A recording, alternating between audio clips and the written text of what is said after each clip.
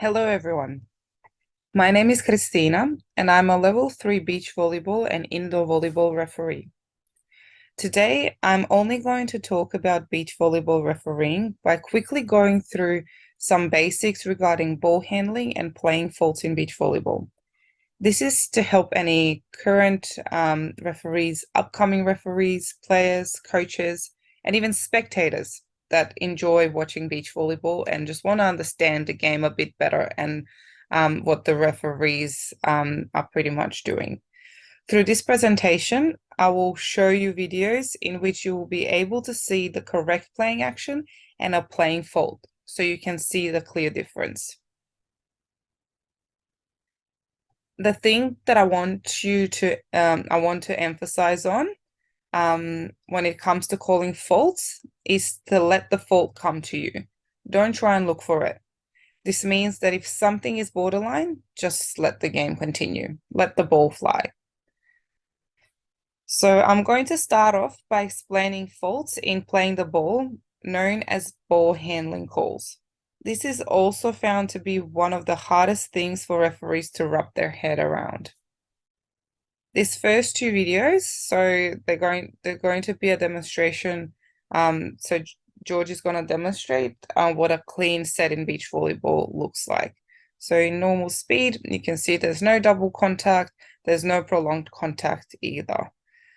So if we look at the slow motion, you can see the same thing, just a bit clearer. Okay, so first of the ball handling calls that I'm going to talk about is a catch, or what most players call a carry. But what does it actually mean? In beach volleyball, as well as indoor volleyball, the ball cannot be caught and or thrown. This means the ball doesn't rebound from the hit and the contact is momentarily extended. Or in simple words, the ball comes to a clear stop in the player's hands and is released in a slow manner, sometimes completely changing direction of the ball. There are exceptions, but we will talk about it a bit later. So if we have a look here, Peter's setting, okay, so you can see how the ball actually stops in his hands and then it's released up. So in beach volleyball, that is not allowed. So if we look again in the slow motion, you can see a clear stop of the ball in his hands. Stop and push.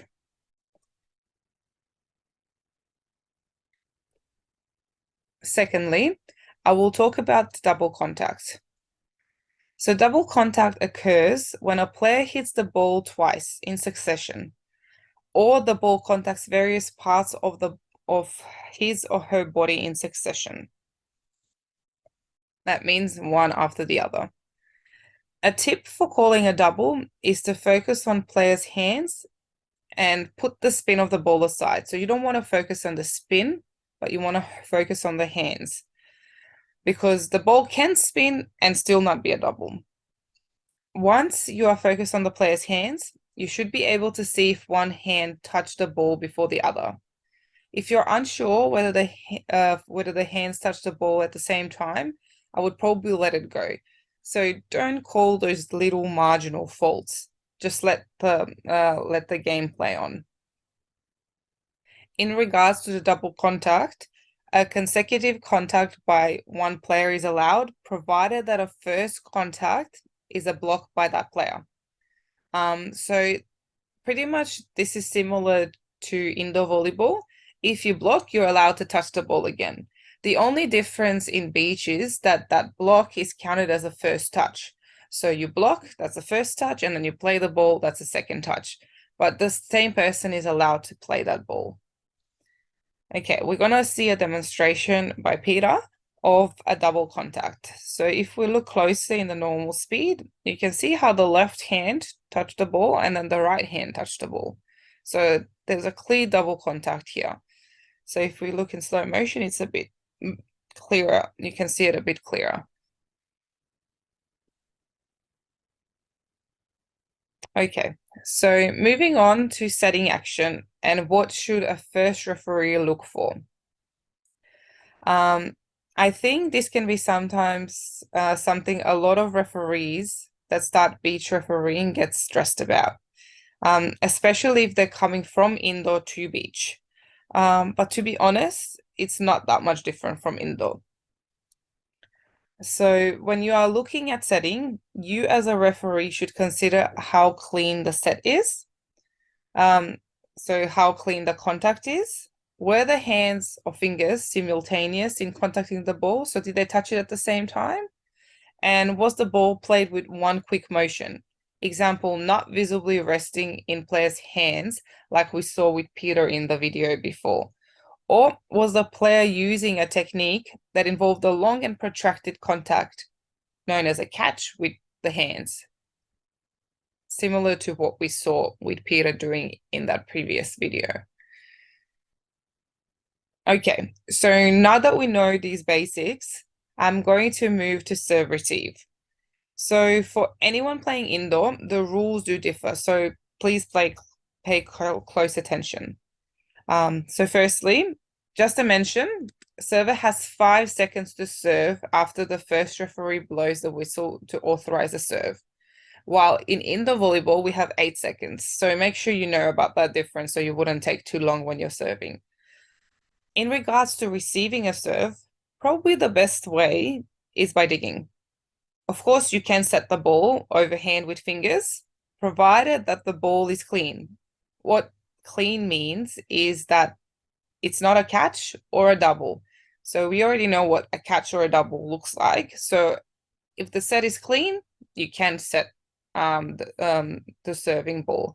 However, I find that to be quite hard to cleanly set the ball if the serve is very strong. You're more likely to see a catch on that ball. You are also allowed to pass the ball overhand with both strong palms, so not involving fingers or a setting action. So you can either do it with your hands together as well as apart, as long as the ball touches both palms at the same time, so you have a simultaneous contact. We don't want to see consecutive hand contact, even if it is during one action, which is usually allowed. Okay. When I'm mentioning consecutive contact, usually at the first hit of the team, consecutive contacts are permitted, provided that the contact occur during one action and it is not made overhand with fingers, as I already mentioned before. Okay, we're going to have a look at some examples. Okay, here we're looking at Peter. So this is a serve receive. So the way he plays the ball, he has both palms quite open, so it's overhand. They're pretty strong there. But you can see how he's touching the ball actually with both hands at the same time. So it's pretty clear contact at the same time, even though the hands are not fully together. That's still fine. Okay, so that's a legal contact.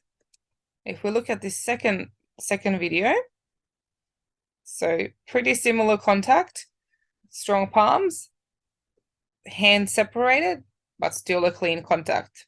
If we look at the slower version, and again, pretty clean contact there as well. So you shouldn't be blowing the whistle just if you see hands apart. Hands can be apart, but as long as there's one contact, it's completely legal. Okay, we're going to look at one more video for this. So if you look here, okay, so here we can see a clear double contact. So it contacts this one hand and contacts the other hand and follow through. So this motion is not allowed. So if we look on the slow motion, you can see that clear double contact. So this is something that you should be a bit aware of. Okay, next I'm going to talk about a hard-driven ball.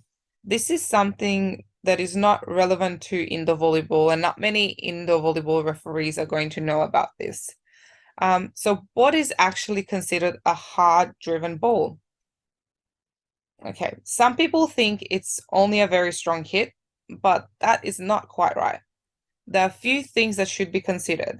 So, such as, does a player have time to change his or her technique? The time and distance between the attack and the defensive action. Did the speed of the ball change due to a block or hitting the net?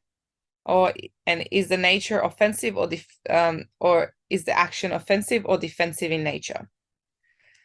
So pretty much to sum up what I just said, hard-driven ball depends on speed of the attack, reactionary time of defensive player, and depth of play.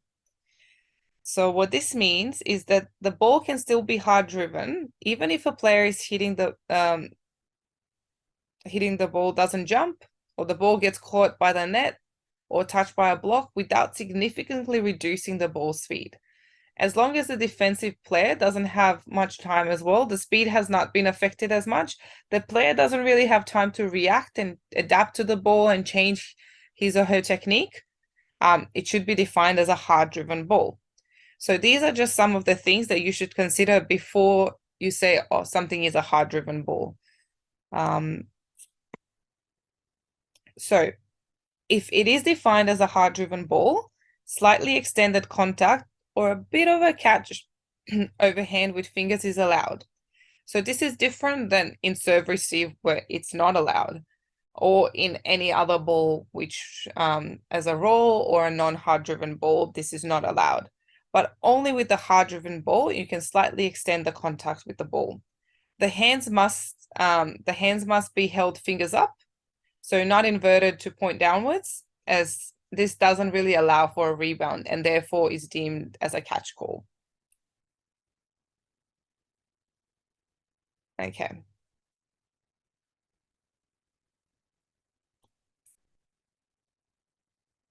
So when it actually comes to a double contact using an overhand action defense of a hard-driven ball, it's a bit unclear in the rules. So the double contact should not be allowed. But my tip is that you pretty much on a hard-driven ball only call a very bad contact, which is obvious to everyone. So we all know as well that if it's a hard-driven ball, small double contacts are going to be very hard to see. And if seen, shouldn't really be called because again, it's a marginal call and we just want the game to flow and not just try and find a fault and keep calling even the smallest faults. Okay, so let's have a look at the hard-driven ball defense and defensive faults on a non-hard-driven ball, also called a roll. So let's see the first one. So Peter is a hitter here and George is defending. So we can see a pretty fast ball coming. There's not a lot of distance between. And he's pretty much just has time to react with his hands. As we see, like he pretty much contacted the ball at the same time with both hands. It's just a really quick reaction. He did hold it a little bit, but it wasn't really a very long extended contact. So this is allowed on a hard-driven ball. Okay, let's have a look at another example. So here we have George hitting and Peter defending. Okay, so another hard-driven ball. Not much that he could have done, not much that he could have done to change his position or change the technique. It was pretty much just a reaction on quite a quick ball.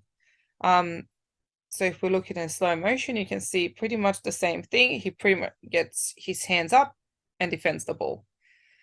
So this would kind of be defined as a hard-driven ball, even though he didn't jump in this case. And the trajectory of the ball was coming down. Okay, let's have a look at another example.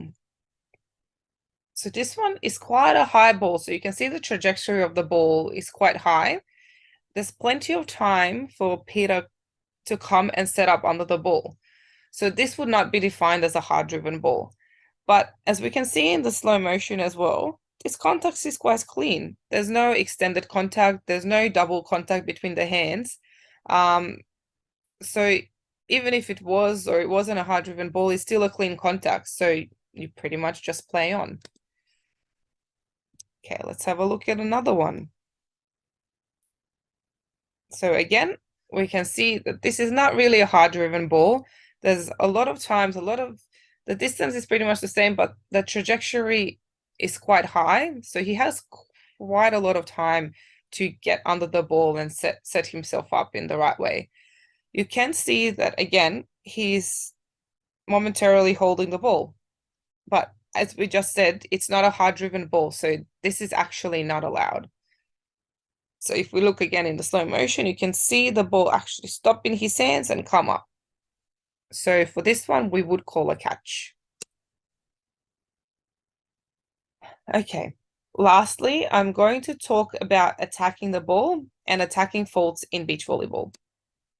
So one of the attacking faults, which would be allowed in indoor, is when a player completes an attack hit using an open-handed finger action or if using fingertips that are not rigid and together.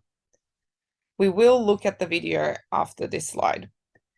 The other is if a player completes an attack hit using an overhand pass, so with fingers, which has a trajectory not perpendicular to the line of the shoulder. So you're not facing pretty much the way you're setting or setting backwards in that same perpendicular way to your shoulders. So the exception is only when the player is attempting to set to his or her teammate and the ball accidentally goes over. So you can see that the intention was actually to set the ball, but the wind pretty much pushed the ball or the ball went over the net. So this is allowed, but if you see that the actual player's action was to try and put the ball over, but they put it from the side of their body, then you should be calling that as an illegal attack hit. Okay, so let's have a look at the video again so you can kind of get an idea of what I'm talking about. So for anyone playing indoor, this is quite a common technique that we see. So if you look in the slow motion again, so open hand fingers, pretty soft, and just pushing the ball over. So in beach volleyball, this is not allowed. Let's have a look at what actually is allowed. So in beach volleyball, instead of a tip, they use something that is called a knuckle or a pokey. So as you can see here in a normal speed video, Peter comes up and it's quite rigid fingers that come off and then just the ball just bounces off it. Okay. Great. Okay, so to finish off, and in saying all of this, my advice to all referees is that in the end, it is all about these calls are all judgment calls, and each referee will slightly differ in their judgment. So not all of us are going to think and going to act the same way. The main thing that you want to do is you want to set a very fair standard for the division you're refereeing and for the teams that you're having in front of you. So make sure that standard is fair, because that's the main thing, is that you're fair to the both teams. And please do not try to find the faults, as I already said. So just try and let the game flow. If you see the fault, of course, call it if it's very clear. But any marginal calls that you're not really sure about, my advice would probably be to let it go. And another advice is just keep refereeing and don't get discouraged. I know a lot of times you're going to have players shouting at you and disagreeing with what you say, but you have your opinion, they have their opinion. You can agree to disagree as well. Not everyone can be right at the same time. Okay. And lastly, I just wanted to talk about where I got all these sources. So you have three main things as a referee that you should look at. So you have FFVB beach volleyball rules, you have a casebook, and you have referee guidelines. Those will really help you with those rules that are a bit not very well explained in just the volleyball referees. Casebook is a very good place to go if you get stuck with anything or you're not sure about the rules. They have quite good examples there. If you have any further questions or requests on extra videos on specific things that you want to know of, just let me know. You can email me on this email that's just shown here. So please email if you have any questions. And I also wanted to give a big thank you to my demonstrators, Peter and George, for helping in making these videos. Thank you, and I hope we'll do this again.